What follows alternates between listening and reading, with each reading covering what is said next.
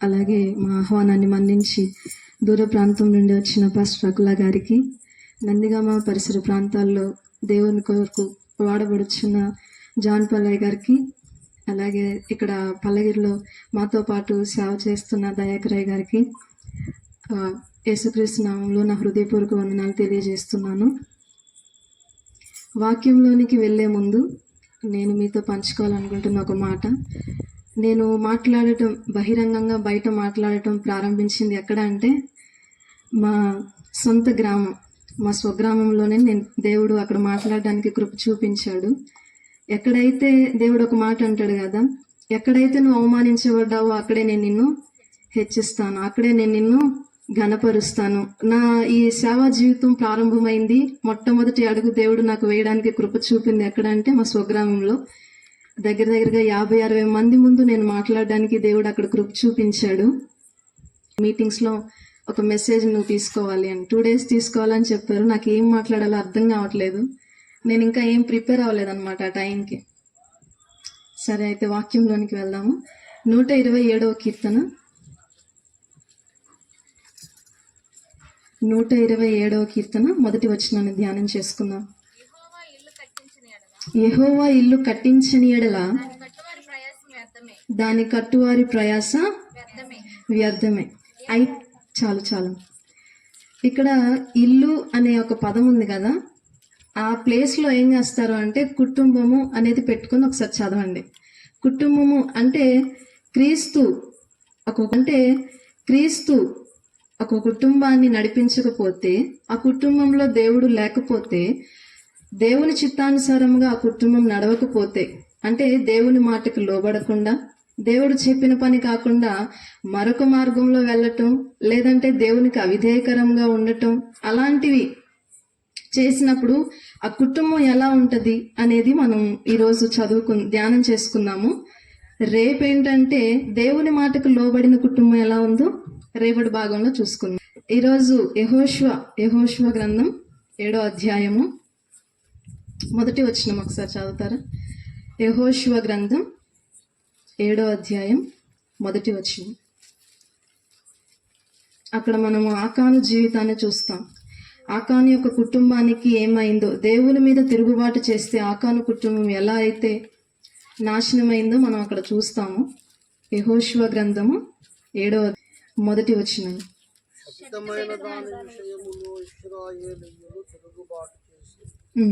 ఇట్లనగా యూదా గోత్రములో జెరహు ముని మనుమడును, జబ్ది మనుమడును, కర్మి కుమారుడునైన ఆకాను శపితము చేయబడిన దానిలో కొంత తీసుకునేను గనుక యెహోవా ఇశ్రాయేలీయుల మీద కోపించెను. చాలు. ఏం చేశాడు ఆకాను? దేవుడు చేయొద్దు అన్న పనిని చేశాడు కదా, శపితమైన దానిని ఏం చేశాడు? తీసుకున్నాడు. అంటే దేవుడు ఏదైతే నీకు వద్దు, దేవుడు ఏదైతే నువ్వు అందులోకి వెళ్ళొద్దు, నువ్వు అటువైపు వెళ్ళొద్దు, ఆ మార్గం నీకు మంచిది కాదు, నీ కుటుంబాన్ని నీ జీవితాన్ని నాశనం చేస్తుంది, లేదంటే నీ కుటుంబం మొత్తం కూడా సర్వము కోల్పోయే అవకాశం ఉండిద్ది, నువ్వు అటువైపు వెళ్ళొద్దు అని దేవుడు చెప్తే ఆకాన్ ఏం చేశాడు? అటే వెళ్ళాడు. అంటే దేవుడి మీద ఏం చేశాడు? తిరుగుబాటు చేశాడు. ఆకాను చివరికి వచ్చేసరికి తన కుటుంబము, తన జీవితం ఏమైందో అదే అధ్యాయంలో 21వ వచనంలో 24వ వచనంలో మనం చూడొచ్చు. ఏమైంది? ఒక మంచి షీనారు పై వస్త్రమును 200 తూముల వెండిని 50 తూముల ఎత్తుగల ఒక బంగారు కమ్మిని నేను చూచి వాటిని ఆశించి తీసుకొంటిని. అదిగో నా డేరా మధ్య అవి భూమిలో దాచబడి ఉన్నవి. ఆ వెండి దాని క్రింద ఉన్నదని ఉత్తరమిచ్చి తాను చేసినదంతయు ఒప్పుకొనెను. అప్పుడు యెహోషువ దూతలను పంపగా వారు ఆ డేరా యొద్దకు పరిగెత్తి చూచినప్పుడు అది డేరాలో దాచబడి ఉండెను. ఆ వెండి దాని క్రింద నుండెను. కాబట్టి వారు డేరా మధ్య నుండి వాటిని తీసుకొని యెహోషువ యొద్దకును ఇశ్రాయేలీయుల యొద్దకును తెచ్చి యెహోవా సన్నిధిని ఉంచిరి. తరువాత యెహోషువయు ఇశ్రాయేలీయులందరూ జెరహు కుమారుడైన ఆకానును, ఆ వెండిని, ఆ పై వస్త్రమును, ఆ బంగారు కమ్మిని, ఆకాను కుమారులను, కుమార్తెలను, ఎద్దులను, గాడిదలను, మందను, డేరాను వానికి కలిగిన సమస్తమును పట్టుకొని ఆకోరు లోయలోనికి తీసుకొని వచ్చిరి. చాలా ఆకాన్ ఒక్కడేనా? తన కుటుంబం కూడా వచ్చిందా అక్కడికి? తనతో పాటు ఆ శాపాన్ని భరించడానికి, అంటే దేవుని కోపాన్ని తనతో పాటు తన బిడ్డలు, తన కుటుంబం మొత్తం కూడా ఏం చేసింది? భరించింది కదా. అంటే ఒక్కరు చేసిన అవిధేయతకి కారణంగా, ఒక్కరు చేసిన దేవుని మీద ఒక్కరు తిరుగుబాటు చేస్తే కుటుంబం అంతా ఏమైపోయింది? నాశనానికి దారి తీసింది ఆ కుటుంబాన్ని. ఆకాను చేసిన తప్పును బట్టి ఆకాను ఒక్కడనే దేవుడు శిక్షించలేదు, కానీ కుటుంబం మొత్తాన్ని ఏం చేశాడు? శిక్షించాడు. పిల్లలకి ఏం తెలుసు పాపం? పిల్లలకి నిజంగానే తండ్రి చేసిన తప్పు తెలీదు, కానీ పిల్లలు కూడా ఏం చేశారు? అందులో పాలిభాగస్తులు అయ్యారు కదా. ఈనాడు నిజంగానే తల్లిదండ్రులుగా ఉంటున్నారు, కానీ తల్లి చేసిన తప్పుకి, లేదంటే తండ్రి చేసిన, అంటే దేవుని మీద వారు చేసే తిరుగుబాటును బట్టి బిడ్డలకు కూడా ఈనాడు ఏమవుతుంది? అది కూడా వారి జీవితాల్లో కూడా నిజంగానే అది ఏం జరుగుతుంది అంటే, ఒకరి తప్పును బట్టి కుటుంబం అంతా కొన్నిసార్లు చిక్కుల్లో పడే అవకాశం ఉంటుంది. ఒకరి తప్పును బట్టి కుటుంబం అంతా ఆ వేదన భరించాల్సి ఉంటుంది, కుటుంబం అంతా ఆ బాధను భరించాల్సి ఉంటుంది ఖచ్చితంగా. అవునా కాదా? అయితే కుటుంబాన్ని కట్టే ఒక కీలక పాత్ర దేవుడు ఎవరికి ఇచ్చాడండి? కుటుంబాన్ని కట్టే ఒక కీలకమైన పాత్ర వహించడానికి దేవుడు ఎవరికి ఇచ్చాడు? ఆ జ్ఞానం ఎవరికి ఇచ్చాడు? ఆ ఆలోచన ఎవరికి ఇచ్చాడు? అంటే కుటుంబాన్ని కట్టుకునే ఒక వివేచనని దేవుడు ఎవరికి ఇచ్చాడు? స్త్రీకి ఇచ్చాడు కదా. అందుకే సామెతలు 14:1 ఏమంటాడు? జ్ఞానము కలిగిన స్త్రీ తన ఇల్లు కట్టును. అందుకే అన్నాడు, అంటే 3 రాళ్ళు ఏం చేస్తుందంట? తన ఇల్లుని ఊడబెరుక్కుంటుంది, తన చేతులతో తనే ఊడబెరుక్కుంటుంది. ఇక్కడ మనం స్త్రీల గురించి మాట్లాడుకుంటే వాళ్ళలో 4 రకాలు ఉన్నారు. కుటుంబాల్లో రావడానికి, గలిబిలి రావడానికి కానీ, గొడవలు రావడానికి కానీ, లేదంటే అపవాదికి ఎక్కడైనా చోటు దొరుకుతుంది అని అంటే ప్రథమ స్థానం ఎక్కువగా ఎవరిలో కనిపిస్తుంది? స్త్రీలలో కనిపిస్తుంది. చాలా మంది స్త్రీలని బలహీనం వాళ్ళు బలహీనమైన ఘటమే, కానీ దేవుడు ఎంత గొప్ప కృపనిచ్చాడు వాళ్ళకి. ఎవరైనా ఎప్పుడన్నా ఆలోచించారా? బలహీనమైన ఘటము అని రాయించినా సరే, ఆ ప్రాధాన్యత, ఒక స్త్రీ కుటుంబాన్ని కట్టే ఒక ఆలోచన శక్తిని దేవుడు ఆ స్త్రీలో నింపాడని ఎప్పుడైనా ఆలోచించుకున్నారా? దేవుడు నాకు ఇంతటి జ్ఞానాన్ని ఇచ్చాడు, నాకు ఇంతటి తలంపులు ఇచ్చాడు కదా, నా కుటుంబాన్ని నేను ఎలా సరిదిద్దుకోవాలని దేవుని దగ్గరకు వచ్చిన వారు ఎంతమంది ఉన్నారు ఈరోజు? దేవుని దగ్గరకు వచ్చి, ప్రభువా నా కుటుంబంలో పలానా సమస్య నన్ను ఇబ్బంది పెడుతుంది, లేదంటే పలానా పరిస్థితుల గుండా నేను వెళ్తున్నాను అని చెప్పేసి దేవుని దగ్గరకు వచ్చి మోకరించిన వాళ్ళు ఎంతమంది ఈరోజు ఉన్నారా? వేళ్ళ మీద లెక్క పెట్టుకోవచ్చేమో బహుశా కదా. మనం ఎక్కువగా దేని గురించి ఆలోచిస్తూ ఉంటాం? డబ్బు, మనం ఎట్లా ఉంటున్నాం, పొరుగు వారికి మనం ఎలా కనిపిస్తున్నాం, ఎదుటివారు మనల్ని చూసినప్పుడు మెచ్చుకుంటున్నారా లేదా, ఎదుటి వాళ్ళు మనల్ని చూసినప్పుడు అబ్బా భలే ఉన్నారు అంటున్నారా లేదా అనే కదా మనం ఎక్కువ ఆలోచిస్తాం. అవునా కదా? కానీ దేవుడు నా విషయంలో ఎంతవరకు మెచ్చుకుంటున్నాడు, నా కుటుంబాన్ని ఎంతవరకు మెచ్చుకుంటున్నాడు, నా కుటుంబం ఎంతవరకు దేవునికి లోబడుతుంది అని ఎవరన్నా ఆలోచిస్తున్నారా? అలా ఉన్న వారిలో నిజంగానే 4 రకాల స్త్రీలను మనం ఈరోజు చూడొచ్చండి. మొట్టమొదటిగా వాళ్ళు ఏంటంటే లోబడతారంట కానీ ప్రేమించరంట. ఈ నలుగురు గురించి ధ్యానం చేస్తున్నప్పుడు నాకే చాలా ఆశ్చర్యం అనిపించింది. లోబడతారంట కానీ ప్రేమించరంట. అంటే ఏంటి? కుటుంబంలో యాదృచ్ఛికం, అంటే ఒక యాంత్రికంగా వాళ్ళ భక్తి వెళ్ళిపోతూ ఉంటుంది. దేవుడు చేశాడు, తల్లిదండ్రులు చేశారు వివాహాన్ని, ఏదో అలా కాలం గడుపుతున్నాం, దేవుడు ఒక వ్యక్తిని నాకు ఇచ్చాడు, లేదంటే నా తల్లిదండ్రులు నాకు ఈ వ్యక్తిని ఇచ్చారు, ఆయనకు లోబడక తప్పదు, అంతే అనుకుంటారా లేదా? చాలామంది చచ్చినట్టు లోబడాలి, లేకపోతే బయటికి పోతే ఏమంటారు? అమ్మో ఎన్నెన్నో మాటలు అంటారు, ఎన్నెన్నో నిందలు అంటారు. అవన్నిటికంటే కూడా మెదలకుండా నోరు మూసుకొని లోబడితే సరిపోయిద్ది కదా అని అనుకునే వాళ్ళు ఉన్నారా లేరా? కానీ ఏమవుతుందండి, ఆ ఆలోచన ఉన్నప్పుడు ఏమవుతుంది? ఆ ప్రేమ అనేది కనిపించదు. అప్పుడు ఏమవుతుంది? తెలియకుండానే కుటుంబంలో అపవాది చోటు చేసుకునే అవకాశాలు చాలా ఉంటాయి. అలా దేవునికి అవిధేయంగా అడుగులు వేసే ఆలోచనలు కూడా కొన్నిసార్లు రావచ్చు. మరొకరు ఎలా ఉంటారు? వీళ్ళు ప్రేమిస్తారు కానీ లోబడరు, వీళ్ళు మరొకరు ప్రేమిస్తారు, ఎంత ప్రేమను చూపిస్తారు ఆ కుటుంబంలో, కానీ ఏం చేస్తారు? లోబడరు. అంటే నువ్వేంటి చెప్పేది నాకు, నేను నీ మాట వినాల్సిన అవసరం ఏముంది అంటారు కొంతమంది. అవునా కదా? ప్రేమ ఎంత ప్రేమ కావాలంటే అంత ప్రేమ చూపిస్తారు, కానీ దేవుడు నాకు ఇచ్చిన వ్యక్తి, లేదంటే నా కుటుంబం, నా తల్లిదండ్రులు నాకు ఇచ్చిన వ్యక్తి, నేను ఈ వ్యక్తికి లోబడాలి అనేది ఎవరన్నా ఆలోచిస్తారా? ఆలోచించరు. మూడో వాళ్ళు ఎట్లా ఉంటారంటే అసలు రెండు ఉండవు. ప్రేమ ఉండదు, లోబడే మనసు ఉండదు. ఏంటంటే ఇక అంతే, ఇష్టం లేని ఎట్లా మనము అంగీకరిస్తామో, ఇష్టం లేకపోయినా సరే అట్లానే కొంతమంది జీవితాల్లో రెండూ లేకుండా అపవాదికి చోటిచ్చి వారి జీవితాలని నాశనం వైపుకు అడుగులు వేసేలా చేసుకుంటున్నారు. 4వ వ్యక్తి అంటే 4వ స్త్రీ ఎటువంటి స్త్రీ అంటే ఆమె లోబడుతుంది, ప్రేమిస్తుంది. ఈ రెండు ఎవరి దగ్గర నుండి వస్తాయి? ఈ రెండు ఎవరి దగ్గర నుండి వస్తాయి? ఎవరిని ఆశ్రయిస్తే వస్తాయి? దేవుణ్ణి ఆశ్రయిస్తేనే అవి వస్తాయి. దేవుడు చెప్పమంటున్న మాట ఏంటంటే, నాకు లోబడకుండా నీ కుటుంబంలో నువ్వు లోబడటం కష్టం. నన్ను ప్రేమించకుండా నీ కుటుంబంలో నువ్వు ప్రేమించడం అసాధ్యం. అది నీ వల్ల కాదు. ప్రేమిస్తాం, నాదేముందిలే, ప్రేమే కదా పంచుతున్నాం అనే కొన్ని ఆలోచనలు కలిగి, కొన్ని అపోహలు కలిగి మనం ఉంటాం.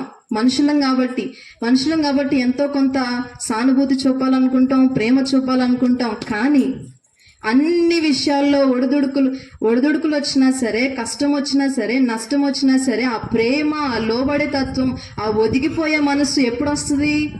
దేవుని దగ్గరికి వెళ్ళినప్పుడు మాత్రమే వస్తుంది. దేవుని దగ్గర ఉన్నప్పుడు మాత్రమే మనకు అది అబ్బుతుంది. అంటే ఏం చేయాలి ఇప్పుడు మనము? ఎవరి దగ్గర నేర్చుకోవాలి దాన్ని?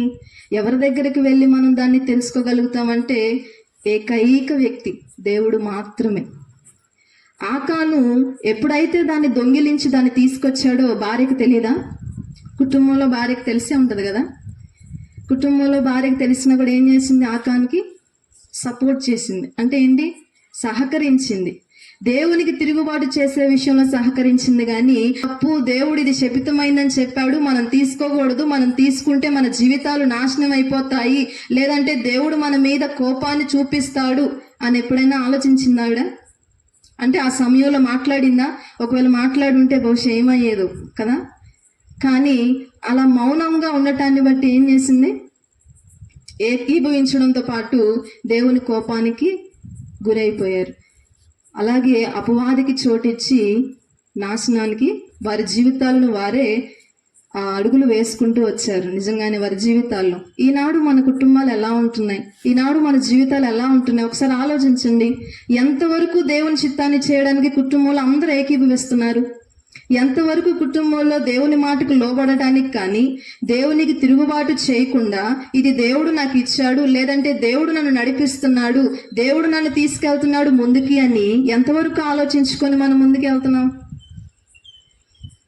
దేవుడు మన ముందు ఉంచుతున్న ప్రశ్న, ఎంతవరకు నాకు లోబడుతున్నావు? ఎంతవరకు నా మీద తిరుగుబాటు చేయకుండా నా మాట వింటున్నావు? ఎంతవరకు నీ కుటుంబంలో సమస్యలు, నీ కుటుంబంలో ఆలోచనలు, నీ కుటుంబంలో వస్తున్న ఇబ్బందుల గురించే కానీ ఏనాడైనా నా దగ్గరకు వచ్చి ప్రార్థన చేసి నాతో ఈ సమస్య గురించి మాట్లాడావా? ఏనాడైనా నా దగ్గరకు వచ్చి ప్రార్థన చేసి ప్రభువా నా పరిస్థితి ఇది అని నా దగ్గరకు వచ్చి చెప్పావా? చాలాసార్లు మనం ఆ పని చెయ్యం. మనం ఏం చేస్తామో తెలుసా? పక్కింటి వాళ్ళకి, ఎదురింటి వాళ్ళకి కూర్చొని మాట్లాడుతూ ఉంటాం. ఏంటి? మా ఇంట్లో సమస్యలు ఎలా ఉన్నాయి, ఏం చేయాలో తెలియట్లేదు, ఎక్కడికి వెళ్ళాలో అర్థం కావట్లేదు, ఎన్ని చేసినా కానీ ఆ సమస్యలకు పరిష్కారం మాత్రం రావట్లేదు.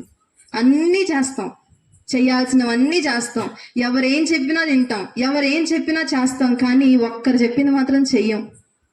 దేవుడు నా దగ్గరికి రా అని మాట్లాడుతున్నా కూడా మనం ఆ మాటని లక్ష్య పెట్టాం. ఆ మాటని ఏం చేస్తాం? నిర్లక్ష్యం చేస్తాం. ఇప్పుడు ఒక మనిషి సముద్రంలో మునిగిపోతున్నాడు, సముద్రం అనుకోండి, లేదంటే ఏరు, ఏదో ఒకటి అనుకోండి, మునుగుతున్నాడు అనుకోండి, చేతులు ఇలా ముడుచుకొని ఇలానే మునుగుతాడా? లేదంటే పైకి లేపి నన్ను నాకు సహాయం చేయండి అని అడుగుతాడా? పైకి లేపి సహాయం చేయమనే కదా అడుగుతాడు. మరి దేవుడు ఏమంటున్నాడో తెలుసా? సమస్యలు వచ్చినప్పుడు చేతులు ముడుచుకొని కూర్చోకపోతే నీ చెయ్యి నాకు అందించి నాకు సహాయం చేయి ప్రభువా అని ఎందుకు అడగవు? ఒక మనిషి సముద్రంలో నిజంగానే మునిగిపోతున్నాడు, నా ప్రాణం వెళ్ళిపోతుంది, నాకు ఎవరైనా సహాయం చేయండి లేదంటే నేను మరణిస్తాను అని ఆ మనిషికి అర్థమవుతుంది కదా.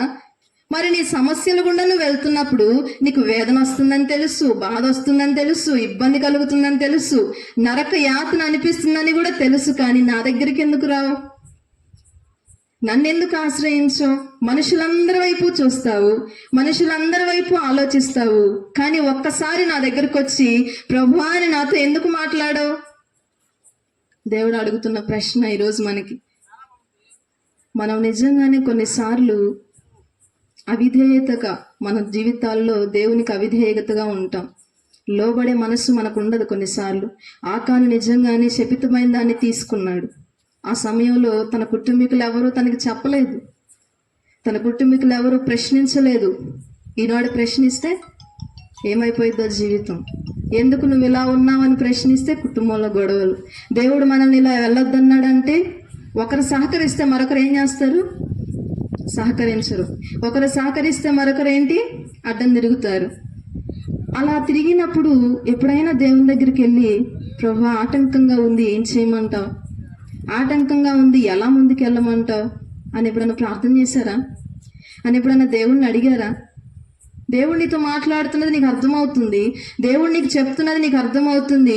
ఈ మార్గం కాదు, ఈ మార్గంలో నువ్వు వెళ్ళాలి అనేది నీకు దేవుడు స్పష్టంగా బయలుపరుస్తున్నప్పుడు అది నీ కుటుంబీకులతో నువ్వు పంచుకున్నావు, మంచిదే. కానీ కొన్నిసార్లు అడ్డం తిరుగుతారు. అన్ని విషయాల్లో దేవుని చిత్తానికి లోబడతారా? అంత ఈజీగా లోబడరు. దేవుడు ఏమన్నా సాదాసీదా ఏమన్నా చెప్తాడా? చెప్పడు. చాలా క్లిష్టమైన పరిస్థితులు గుండా మనం వెళ్ళాల్సి వస్తుంది కొన్నిసార్లు. అందుకే దేవుడు ఏమన్నాడు తెలుసా? ఇది ఒక ముళ్ళ బాట, పూల బాట కాదు, ఇది ఒక ముళ్ళ బాట. మనకి క్రైస్తవ్యం అనేది నీలోనే క్రీస్తు కనిపించకపోతే నీ కుటుంబంలో, నీలోనే క్రీస్తుని చూడకపోతే నీ కుటుంబీకులు ఎవరు చూస్తారు? మరి బయట ఎవరికి చూపించగలుగుతావు నువ్వు? కుటుంబంలోనే ఒక ఐక్యత లేనప్పుడు, కుటుంబంలోనే క్రీస్తును చూపించే ఆ స్వభావం, ఆ వ్యక్తిత్వం మనలో లేనప్పుడు ఎవరికి చూపించగలుగుతాం క్రీస్తుని? ప్రాముఖ్యముగా ఈనాటి కాలంలో, అంటే ఈనాటి రోజుల్లో ఎక్కువగా దాడి జరుగుతుంది దేని మీద? కుటుంబం మీద కదా.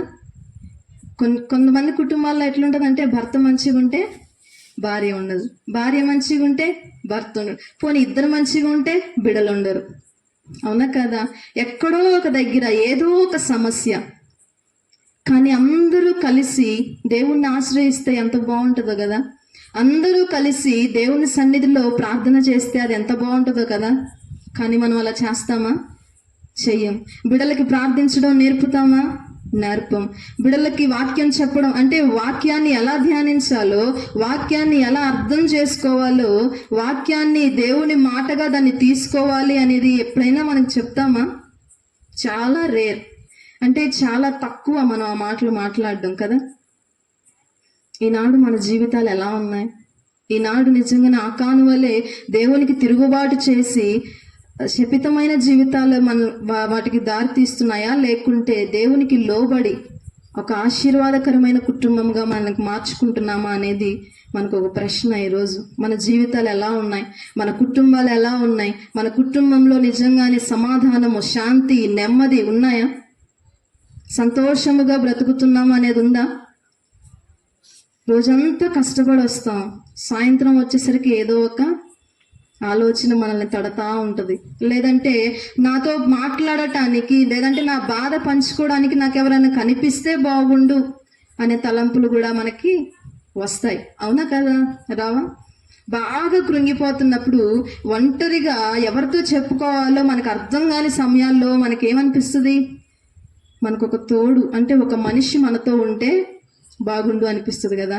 ఒక మనిషి నాతో ఉంటే నేను ఈ బాధ అంతా చెప్పుకుందును, ఒక మనిషి నా ప్రక్కన ఉంటే ఏడ్చుకుంటైనా ఆ మనిషితో నేను ఈ వేదనని పంచుకుంటానేమో అన్నంత బాధ మనకు ఉంటుంది కదా కొన్నిసార్లు. కానీ దేవుడు అంటున్నాడు, నీకున్న వేదన ఏదైతే ఉందో, నీకున్న బాధ ఏదైతే ఉందో అది నాతో చెప్పుకో, అది నాతో పంచుకో. నేను తీర్చలేనిదంటూ ఏదీ లేదు. నేను నీ జీవితంలో తొలగించని సమస్య ఏదీ లేదు. నేను నీ జీవితంలో నువ్వు వెళ్తున్న ప్రతి ప్రతి ఇరుకు కానీ, ఇబ్బంది కానీ నీకు మార్గాన్ని సరళము చేయకుండా నేను ఉండను. కానీ అన్నిటికంటే నువ్వేం చేయాలి? మొదటిగా నన్ను ఆశ్రయించాలి, నా దగ్గరికి నువ్వు రావాలి. ఈనాడు ఆకానులాగా అవిధేయత చూపించి దేవుని పైన తిరుగుబాటు చేసే వ్యక్తులముగా మనం ఉంటే జాగ్రత్త. దేవుడు అంటున్నాడు జాగ్రత్త, ఎందుకంటే ఒక్కరి అవిధేయత కుటుంబం మొత్తాన్ని నాశనము చేసే స్థాయిలోకి మనం వెళ్ళిపోతాం కొన్నిసార్లు. దేవుని నిజంగానే ఆకాను దేవుని పైన తిరుగుబాటు చేసినప్పుడు క్షమించవచ్చు ఆకాన్ని దేవుడు, కానీ ఆకానికి మాత్రమే శిక్ష వేయలేదు, కానీ కుటుంబం మొత్తానికి వేశాడు శిక్ష. ఈనాడు ఒక్కరి ప్రవర్తనను బట్టి కుటుంబం అంతా వేదన పడుతుందో, లేదంటే ఆ ఒక్కరి ప్రవర్తనను బట్టి కుటుంబం అంతా దేవుని సన్నిధిలోకి, దేవుని చేతుల్లోకి, దేవుని నిజంగానే రక్షించబడే హస్తాల్లోకి వస్తుందో ఒక్కసారి ఆలోచన చెయ్యండి. ప్రార్థన చేసి కుటుంబాలను కట్టుకుంటావో, లేదంటే ప్రార్థన చేసి దేవుని దగ్గరకు వచ్చి నీ కుటుంబాన్ని సంరక్షించుకుంటావో, లేకపోతే ఆ కాను వలె దేవుని పైన తిరుగుబాటు చేసి కుటుంబాన్ని నాశనానికి దారి తీస్తావో, రెండు నీ చేతుల్లోనే పెట్టాడు దేవుడు. నువ్వు ఎట్టంటే అటే. ఎందుకంటే దేవుడు కూడా బలవంతం చెయ్యడు. నువ్వు నన్నే ప్రేమించాలి, నా దగ్గరికే రావాలి. ఆయనకు ఆశ ఉంది నన్ను ప్రేమించాలి అని, ఆయనకు ఆశ ఉంది నా దగ్గరికి రావాలి అని, కానీ దేవుడు బలవంతం చేయడు. రెండు మార్గాలను ఎదుట ఉంచాడు. కుటుంబాన్ని కట్టుకుంటావో, కుటుంబాన్ని ఊడబెరుకుంటావో నీ చేతుల్లోనే ఉంది. కానీ ఆకాను వలె మాత్రం ఒక్క అవిధేయతను బట్టి కుటుంబం అంతా నాశనమయ్యే స్థానంలో మాత్రం ఉంచుకోకు. దేవునికి అవిధేయంగా ఒక్కళ్ళు తిరుగుబడినా చాలు, అది ఆటోమేటిక్గా ఎవరికి వస్తుంది? భర్త తిరుగుబాటు చేస్తే భార్యకు వస్తుంది, భార్య తిరుగుబాటు చేస్తే బిడ్డలకు వస్తుంది. అవునా కదా? నేటి బాలలే రేపటి పౌరులు అనే ఒక సామెత ఉంది కదా. మరి ఈనాడు పిల్లలకి నువ్వు వాక్యం అనే విత్తనాన్ని వారి హృదయాల్లో వేయకపోతే, వాక్యం అనే విత్తనాన్ని వారి జీవితాలలో నువ్వు వేయకపోతే, భవిష్యత్తులో వారు ఎటువైపు వెళ్తారు? వారిని ఎలా పెంచుతున్నాం మనం? వారిని ఎలా ముందుకు తీసుకెళ్తున్నాం? వారి యొక్క భవిష్యత్తును ఎటువైపు తీసుకెళ్తున్నాం? ఈనాడు నువ్వు నేర్పించే పాఠాలే రేపొద్దున వారికి భవిష్యత్తులో మార్గాలు అవుతాయి. ఈనాడు నువ్వు నేర్పించే పాఠాలు అంటే, ఎవరన్నా ఏదన్నా అడిగితే నీకు ఇది ఎవరు చెప్పారంటే వారు చెప్పే మొదటి మాట ఏంటి? మా అమ్మ చెప్పింది, మా నాన్న చెప్పాడు. అవునా కదా? నువ్వు ఇది ఎందుకు చేస్తున్నావు అంటే వాళ్ళు ఏమంటారు? మా అమ్మ నేర్పింది నాకు ఇది, మా నాన్న నేర్పించాడు అంటారు. కానీ వారు ఇంకేదైనా సమాధానం చెప్తారా? నా స్నేహితులు నేర్పారు, లేదంటే నా పక్కవారు నేర్పారు అనేదానికంటే ముందు కూడా ఏం చేస్తారు? మా అమ్మ నేర్పింది నాకు ఇది అంటారు. అంటే వారి యొక్క జీవితము, వారి నేర్చుకునే విధానం ఎక్కడి నుండి మొదలవుతుంది? కుటుంబంలోనే కదా. కుటుంబంలో ఉన్నప్పుడే కదా. మరి ఆ కుటుంబంలో ఉన్న బిడ్డలను ఎలా ముందుకు తీసుకెళ్తున్నాం? ఎలా పెంచుకుంటున్నాం బిడ్డల్ని? ఎలా వారి జీవితాలలో వారు సంతోషంగా ఉండాలని ఆశపడుతున్నావు? వారు సంతోషంగా ఉండాలని ఆశపడినా సరే వారిని ఒక క్రమమైన రీతిలో పెంచుతున్నావా? క్రమబద్ధమైన జీవితాన్ని వారికి నేర్పుతున్నావా నువ్వు? ఆలోచన చేద్దాం. మన జీవితాలు, మన కుటుంబాలు దేవుని ఎదుట ఎలా ఉన్నాయి? ఒకసారి పరిశీలన చేయండి. నా కుటుంబం దేవునికి అంగీకారంగా ఉందా? నా జీవితం దేవునికి అంగీకారముగా ఉందా? ఒకసారి ఆలోచన చేయండి. నిజంగానే బిడ్డలను ఎలా పెంచుతున్నావు? భార్యాభర్తల మధ్య సంఘర్షణ అంటే వారి యొక్క సాంగత్యం ఎలా ఉంటుంది? వారి యొక్క సంభాషణ ఎలా ఉంటుంది? బిడ్డలకు కూడా అందులో పాలిభాగస్తులై వారు కూడా గొడవలకు వెళ్ళేదా రీతిలో ఉందా? లేకుంటే సహకరించి అందరూ కూడా ప్రార్థన చేద్దాం, దేవుడు మనకి తీర్చని సమస్య అంటూ ఏదీ లేదు, దేవుడు మనకి పరిష్కరించని సమస్య అంటూ ఏదీ లేదు అని మనము ప్రార్థించే వారంగా ఉన్నామా? బిడ్డలు ఆ స్థాయిలోకి రాగలుగుతున్నారా? భర్త ఆ స్థాయిలోకి రాగలుగుతున్నాడా? భార్య ఆ స్థాయిలోకి రాగలుగుతుందా? ఒకసారి ఆలోచించండి. ముగ్గురు వ్యక్తులుగా మాత్రం ఉండొద్దండి. మొదటిగా లోబడి ప్రేమించకుండా ఉండొద్దు, ప్రేమించి లోబడకుండా ఉండొద్దు. అసలు ఆ రెండూ లేని వ్యక్తిగా మాత్రం ఉండొద్దు. నాలుగో వ్యక్తిగా ఉండడానికి ప్రయత్నం చేయండి. లోబడండి, ప్రేమించండి. అంటే ఇవి మనం నేర్చుకోవాలంటే ఖచ్చితంగా దేవుని యొద్దకు రావాలి. దేవుని సన్నిధికి రాకుండా నీ సమస్యకు పరిష్కారం రాదు. దేవుని దగ్గరకు నువ్వు రాకుండా, దేవుని సన్నిధిలో మోకాళ్ళు వేయకుండా, దేవుని సన్నిధిలో నీ నోరు విప్పకుండా నీ సమస్యకు పరిష్కారము రాదు. అది ఏదైనా సరే, ఎంతటిదైనా సరే, ఎలాంటిదైనా సరే దేవుని యొద్దకు నువ్వు రావాలి. ఇప్పుడు నీ బిడ్డకు గాయమైంది, పరుగున పక్కింటికి వెళ్తుందండి? పరుగు పరుగున పక్కింటికి వెళ్ళి ఆంటీ ఆంటీ నా కాలికి ఏదో దెబ్బ తగిలింది అంటదా? లేదంటే పరిగెత్తుకుంటూ వచ్చి అమ్మ అమ్మ నా కాలికి ఏదో దెబ్బ తగిలింది అంటదా? చెప్పండి. కాలికో చేతికో ఏదో దెబ్బ తగిలింది. దెబ్బ తగిలినప్పుడు, ఆ గాయమైనప్పుడు పరుగు పరుగున అమ్మ నాన్న దగ్గరికి వచ్చి నాకేదో దెబ్బ తగిలింది అని చెప్పేసి కళ్ళనీళ్లతో తల్లిదండ్రుల దగ్గరికి వస్తుందా, లేకుంటే పక్కింటి వాళ్ళ దగ్గరికి వెళ్తుందా? తల్లిదండ్రుల దగ్గరికే వస్తుంది. నా గాయాన్ని చూడు అని తన గాయాన్ని చూపిస్తుంది. మరి దేవుని దగ్గరికి నువ్వు ఎలా వస్తున్నావు? ఎంతవరకు దేవుని దగ్గరికి వస్తున్నావు? ఆయన తన రక్తాన్ని నీ కొరకు చిందించి, తన రక్తాన్ని నీ కొరకు ఈ నేలను ఒలికించి, ఆయన నిజంగానే నీ కొరకు మరణించాడు కదా. ఆయన రక్తము చేత నువ్వు రక్షించబడ్డావు కదా. ఆయన రక్తము చేత నిన్ను కొనుక్కున్నాడు కదా. మరి ఆయన దగ్గరికి నువ్వు ఎలా వస్తున్నావు? ఏదైనా సమస్య ఉన్నప్పుడు కానీ, లేదంటే దేవుడు నీ పట్ల చేసిన కార్యాలను బట్టి కానీ ఆయన స్తుతించే బిడ్డగా నువ్వు ఉంటున్నావా? ఆయన నీ కొరకు చేసిన త్యాగాన్ని ఎప్పుడైనా గుర్తించావా? ఆయన నీ కొరకు చేసిన త్యాగాన్ని ఎప్పుడైనా నువ్వు ఆలోచించావా? దేవుడు నా కొరకు ఇంత చేశాడు కదా, నేను దేవుని కొరకు ఎంతవరకు చేయగలుగుతున్నాను? దేవుని మాటకి ఎంతవరకు లోబడుతున్నాను? దేవుని మాటకి ఎంతవరకు తిరుగుబాటు చేయకుండా సరైన మార్గంలో నా కుటుంబాన్ని ముందుకు తీసుకెళ్ళడానికి దేవునికి ఎంతవరకు నేను ప్రోత్సహిస్తున్నాను? దేవునికి నిజంగానే ఎంతవరకు, ఇంత చేసిన దేవునికి నేను ఏం చేస్తే ఆయన రుణం నిజంగా మనం ఏం చేస్తే దేవుని రుణాన్ని తీర్చుకోగలుగుతామండి? నీ కొరకు తన ప్రాణాన్ని ఇవ్వటానికి కూడా వెనుకాడలేదు ఆయన. నేను ఎప్పుడూ ఒక ప్రశ్న వేస్తూ ఉంటాను, నాకు నేను కూడా వేసుకుంటాను. ఏం అవసరం వచ్చింది దేవునికి నీ కొరకు మరణించడానికి? ఏం అవసరం వచ్చింది దేవునికి నా కొరకు మరణించడానికి? అక్కడ ఆకాశంలో ఆయనకి నిజంగానే ఘనస్వాగతం పలికేవారు ఉన్నారు. దేవదూతలు అందరూ కూడా ఆయన పొగిడే వాళ్ళు ఉన్నారు, ఆయన ఘనపరిచేవారు ఉన్నారు. నిజమే కదా. బంగారు వీధులు ఉన్నాయి అక్కడ. ఆయనకు అంత ఘనమైన జీవితం ఉండి కూడా, అంటే అంత ఘనమైన స్థానం ఆయనకు ఉండి కూడా, ఒక మనిషి రూపంలో ఈ లోకానికి వచ్చి రక్తము కారేంతగా నిజంగానే తన శరీరంలో ఉన్న రక్తాన్నంతా ఈ నేలను ఒలికించి, ఆ రక్తపు అడుగుల్లోనే సిలువను మోసుకుంటూ వెళ్ళి, దాని మనిషి రూపంలో ఈ లోకానికి వచ్చి రక్తము కారేంతగా నిజంగానే తన శరీరంలో ఉన్న రక్తాన్నంతా ఈ నేలను ఒలికించి, ఆ రక్తపు అడుగుల్లోనే సిలువను మోసుకుంటూ వెళ్ళి దాని మీద మరణించాల్సిన అవసరం ఏమొచ్చింది? ఎందుకని మరణించాడు? కేవలము నిన్ను ప్రేమించాడు కనుకనే. కేవలము ఆయన గుండెల్లో నీకు ఇచ్చిన స్థానాన్ని బట్టి, ఆయన నీకు ఇచ్చిన ప్రేమను బట్టి ఈ లోకానికి వచ్చాడు ఆయన. ఎప్పుడన్నా ఆలోచించావా? నిన్ను బట్టి నీ కుటుంబం దేవుని యొద్దకు రాగలుగుతుందా? నిన్ను బట్టి నీ బిడ్డలు దేవుని పైన ఆసక్తి చూపగలుగుతున్నారా? నిన్ను బట్టి నీ భర్త దేవుని వైపు చూడాలని ఆశతో ఉన్నాడా? లేదంటే ఏముందిలే దేవుడు దేవుడు అంటావు కానీ ఏనాడు కుటుంబంలో మనశ్శాంతి లేదు, ఏనాడు కుటుంబంలో నెమ్మది లేదు, ఏనాడు కుటుంబంలో శాంతి లేదు. ఎందుకు? దేవుడు నమ్ముకున్నా ఒకటే, నమ్ముకోకపోయినా ఒకటే అనేలాగా నీ యొక్క జీవితం ఉందా? లేదు. నా కుటుంబం నిజంగానే దేవుని కొరకు లోబడుతుంది, నా కుటుంబం నిజంగానే దేవుని కొరకు బ్రతకాలని ఆశపడుతుంది అనే బాటలో నీవు ఉన్నావా?